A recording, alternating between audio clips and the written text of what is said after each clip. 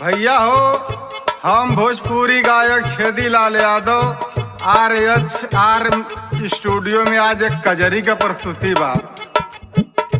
Studio में बैठे हुए हमारे मशहूर गीतकार रसिया कवि जी भी बैठ के स्टूडियो को शोभा बढ़ावत बा। लेकिन हमारे अशोक कवि जी कौनो दुल्हन के श्रृंगार का वर्णन कैलन। कैसे कैलन मास्टर?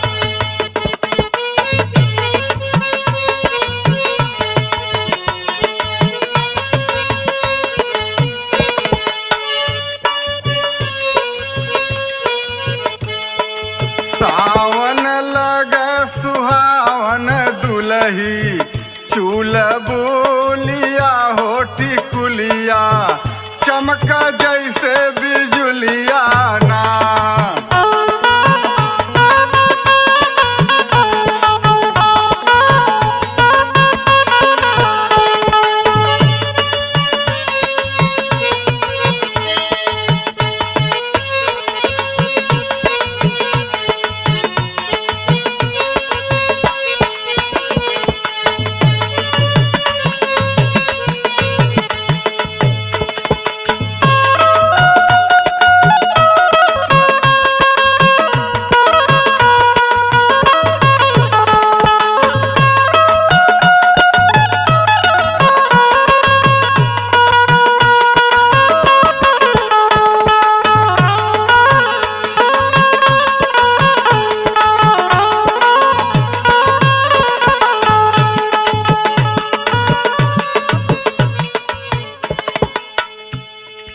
सुंदर लागेला दुल्हनिया सोह झब्बा और झूलनिया।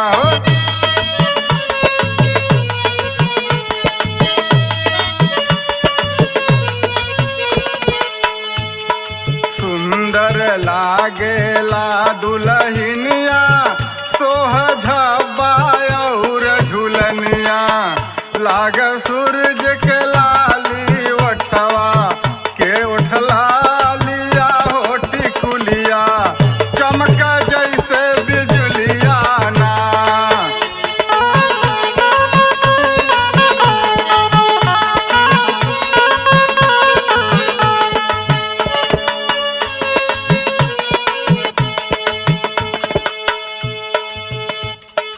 गले में सोहेला सुंदर हरवा जनवा मारेला का जरवा।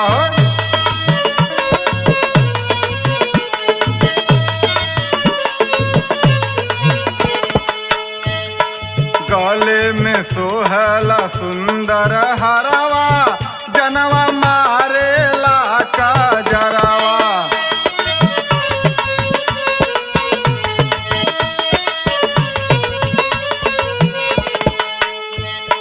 घूंघट चाँद चोराई चम चम चमक चोलिया होठी कुलिया चमक जैसे बिजुलिया ना।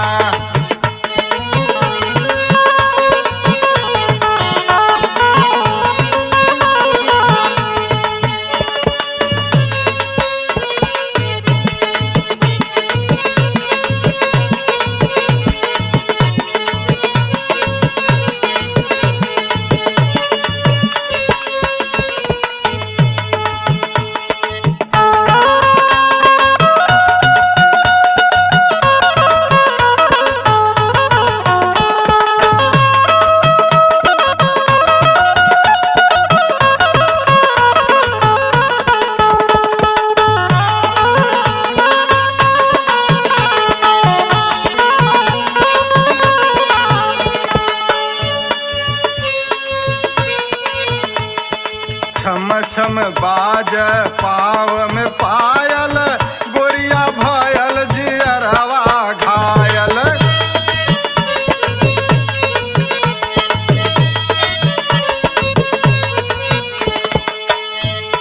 छम छम बाज पाव में पायल गोरिया भयल जियरवा घायल।